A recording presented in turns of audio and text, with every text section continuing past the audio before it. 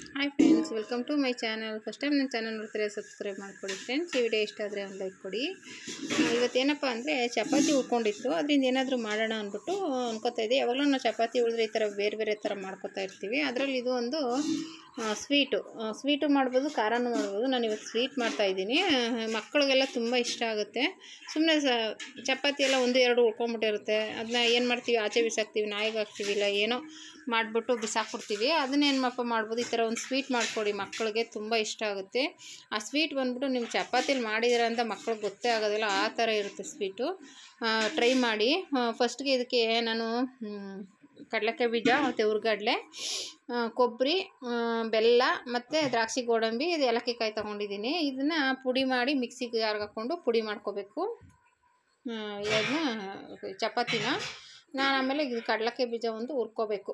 ಇನ್ನು ಇದೆಲ್ಲ ಏನು ಹುರಿಯೋದೇನು ಬೇಡ, ಹುರ್ಗಡ್ಲೆಲ್ಲ ಆಲ್ರೆಡಿ ಹುರಿದಿರೋದ್ರಿಂದ ಬಾಣಲಿಗೆ ಇದು ಹುರಿದಾದ್ಮೇಲೆ ಅದೇ ಬಾಣಲಿ ಬಿಸಿಗೆ ಹಾಕಿದ್ರೆ ಸಾಕು. ಕೊಬ್ಬರಿನೂ ಅಷ್ಟೇ, ನೀವು ಕೊಬ್ಬರಿನ ಹಾಕ್ಕೋಬೋದು, ಇಲ್ಲ ಹಸಿಕಾಯಿ ಇದ್ದರೆ ಹಸಿಕಾಯಿನೂ ಹಾಕ್ಕೋಬೋದು, ಏನು ತೊಂದರೆ ಏನಿಲ್ಲ. ಏನು ಉಳಿದಿರೋ ಚಪಾತಿನ ಮಾಡ್ತಾ ಇರ್ತೀವಲ್ಲ ಅಂತ ಟೇಸ್ಟ್ ಕೊಡಲಿ ಅಂತ ಅಷ್ಟೇ ಹಾಕ್ಬಿಟ್ಟು ಇದು ಹುರಿದ್ಬಿಟ್ಟು ಸೈಡ್ಗೆ ಇಟ್ಕೊಳ್ಳೋಣ. ಸೈಡ್ಗೆ ಇಟ್ಬಿಟ್ಟಾದ್ಮೇಲೆ ಮಾಮೂಲಿ ಅದು ಹುರ್ಗಡ್ಲೆಲ್ಲನೂ ಹಾಕಿ ಬಿಸಿ ಮಾಡಿ ಇಟ್ಕೊಬೋದು. ಆ ಬಿಸಿ ಪಾತ್ರೆಗೆ ಹಾಕಿದ್ರೆ ಬಿಸಿ ಆಗುತ್ತೆ. ಆಮೇಲೆ ಹುರ್ಗಡ್ಲೆನೂ ಆಮೇಲೆ ಕೊಬ್ಬರಿನೂ ಜಜ್ಜಿಬಿಟ್ಟು ಪುಡಿ ಮಾಡ್ಕೋಬೇಕು, ಯಾಕೆಂದರೆ ಅದು ಸಣ್ಣ ಸಣ್ಣ ಇತ್ತು, ತುರಿಯೋಕ್ಕಾಗಲಿಲ್ಲ.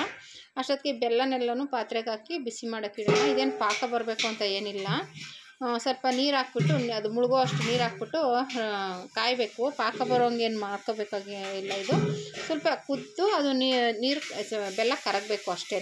ಬೆಲ್ಲ ಕರಗಿದ್ಮೇಲೆ ಅದಕ್ಕೆ ಸೋಸ್ಕೋಬೇಕಾಗುತ್ತೆ ನಾವು, ಯಾಕೆಂದರೆ ಇದರಲ್ಲಿ ಕಲ್ಲು ಒಂಚೂರು ಕಸ ಇರುತ್ತೆ, ಅದು ನೋಡಿಕೊಂಡು ಸ್ವಲ್ಪ ಸೋಸ್ಕೋಬೇಕು. ಯಾವಾಗಲೇ ಆದರೂ ಅಷ್ಟೇ, ನೀವು ಬೆಲ್ಲ ಇದು ಮಾಡಿದಾಗ ಈ ಥರ ನೋಡಿ ಸೋಸ್ಕೊಳ್ಳಿ. ನೋಡಿ, ಈ ಥರ ಒಂದು ಸ್ವಲ್ಪ ಕಸ ಕಡ್ಡಿ ಇದ್ದೇ ಇರುತ್ತೆ. ಆಮೇಲೆ ಇದನ್ನು ಸ್ಟವ್ ಮೇಲೆ ಇಟ್ಟು ಕುದಿಯೋಕೆ ಇಡಬೇಕು. ಇದು ಚೆನ್ನಾಗಿ ಕುದಿಬೇಕು. ಇದು ಚಪಾತಿ ಪುಡಿ ಮಾಡಿ ಇಟ್ಕೊಂಡಿರ್ತೀವಲ್ಲ ಅದು ಫಸ್ಟಿಗೆ ಹಾಕಬೇಕು. ಆಮೇಲೆ ಹುರ್ಗಡ್ಲೆ, ಕಡಲೆಕಾಯಿ ಬೀಜ, ಇದು ಬಂದ್ಬಿಟ್ಟು ಚಪಾತಿ, ಇದು ಹುರ್ಗಡ್ಲೆ ಮತ್ತು ಕಡಲೆಕಾಯಿ ಬೀಜ, ಏಲಕ್ಕಿ ಕಾಯಿ, ಕೊಬ್ಬರಿ ಎಲ್ಲ ಪುಡಿ ಮಾಡಿ ಒಟ್ಟಿಗೆ ಇಟ್ಕೊಂಡಿದ್ದೀನಿ. ಇದು ಬಂದ್ಬಿಟ್ಟು ಚಪಾತಿ ಪುಡಿ ಮಾಡಿರೋದು, ಅದನ್ನು ಸೈಡ್ಗೆ ಇಟ್ಟಿದ್ದೀನಿ. ಇವಾಗ ಇದು ಕುದಿ ಬರಬೇಕು ಬೆಲ್ಲ. ಇದು ಬೆಲ್ಲ ಕುದಿ ಬಂದಮೇಲೆ ನಾವೇನು ಪುಡಿ ಮಾಡಿ ಇಟ್ಕೊಂಡಿದ್ದೀವಲ್ಲ ಚಪಾತಿದು, ಫಸ್ಟು ಅದು ಹಾಕ್ಬಿಟ್ಟು ಮಿಕ್ಸ್ ಮಾಡ್ಕೋಬೇಕು. ಒಂದು ಕುದಿ ಬರಬೇಕು. ಇದು ಬೆಲ್ಲ ಹಾಕಿರ್ತೀವಲ್ಲ, ಅದನ್ನು ಅಂಟು ಪಾಕ ಅಂತ ಏನಿಲ್ಲ, ಕುದಿ ಬಂದರೆ ಸಾಕು. ಈ ಥರ ಮಿಕ್ಸ್ ಮಾಡ್ಕೋಬೇಕು. ಇದು ಮಿಕ್ಸ್ ಮಾಡ್ಕೊಂಡಾದ್ಮೇಲೆ ಮತ್ತೆ ಹುರ್ಗಡ್ಲೆ ಪುಡಿ ಮಾಡಿದ್ವಲ್ಲ ಕಡಲೆಕಾಯಿ ಬೀಜ ಎಲ್ಲ, ಅದನ್ನು ಹಾಕಿ ಮಿಕ್ಸ್ ಮಾಡ್ಕೋಬೇಕು. ಆಮೇಲೆ ಅದಕ್ಕೆ ಒಂದು ಸ್ವಲ್ಪ ತುಪ್ಪ ಹಾಕ್ಕೊಂಡ್ರೆ ಚೆನ್ನಾಗಿರುತ್ತೆ. ಯಾವುದೇ ಸ್ವೀಟ್ಗಾದ್ರೂ ಒಂದು ಸ್ವಲ್ಪ ತುಪ್ಪ ಹಾಕಿದ್ರೆ ಚೆನ್ನಾಗಿರುತ್ತೆ. ಸ್ವಲ್ಪ ತುಪ್ಪ ಹಾಕ್ಬಿಟ್ಟು ಆಮೇಲೆ ಮತ್ತೆ ಇದಕ್ಕೆ ದ್ರಾಕ್ಷಿ ಗೋಡಂಬಿ ಇರಲಿಲ್ಲ, ಬರೀ ದ್ರಾಕ್ಷಿ ಹಾಕ್ಬಿಟ್ಟು ಈ ಥರ ಒಂಚೂರು ತುಪ್ಪ ಹಾಕಿ ಬಿಸಿ ಮಾಡಿ ಮಿಕ್ಸ್ ಮಾಡ್ತಾಯಿದ್ದೀನಿ. ಯಾವುದೇ ಸ್ವೀಟ್ಗಾದ್ರೂ ಈ ಥರ ಮನೇಲೇ ಇರುತ್ತಲ್ವ, ಹಾಕಿದ್ರೆ ಚೆನ್ನಾಗಿರುತ್ತೆ. ಈ ಥರ ಹಾಕ್ಬಿಟ್ಟು ಮಿಕ್ಸ್ ಮಾಡಿಬಿಟ್ಟು ಇದನ್ನು ನೀವು ಗಟ್ಟಿ ಪಾಕ ಮಾಡಿದ್ರೆ ಬರ್ಫಿ ಥರ ಮಾಡ್ಬೋದು, ಬೆಲ್ಲದ ಮಿಠಾಯಿ ಥರ ಆಗುತ್ತೆ.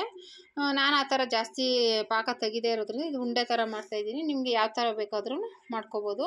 ಈ ಥರ ಉಂಡೆ ಮಾಡಿಕೊಂಡು ಟ್ರೈ ಮಾಡಿ, ಮಕ್ಳಿಗೆ ಮಾಡಿಕೊಡಿ, ವೇಸ್ಟ್ ಮಾಡಬೇಡಿ ಚಪಾತಿನ. ತುಂಬ ಟೇಸ್ಟಿಯಾಗಿರುತ್ತೆ. ಚಪಾತಿ ತಿಂದು ಮಾಡಿರೋದೆ ಅಂತಲೇ ಗೊತ್ತಾಗೋದಿಲ್ಲ ಫ್ರೆಂಡ್ಸ್. ಹೇಗಿತ್ತು ಅಂತ ಕಮೆಂಟ್ ಮಾಡಿ. Thank you for watching friends.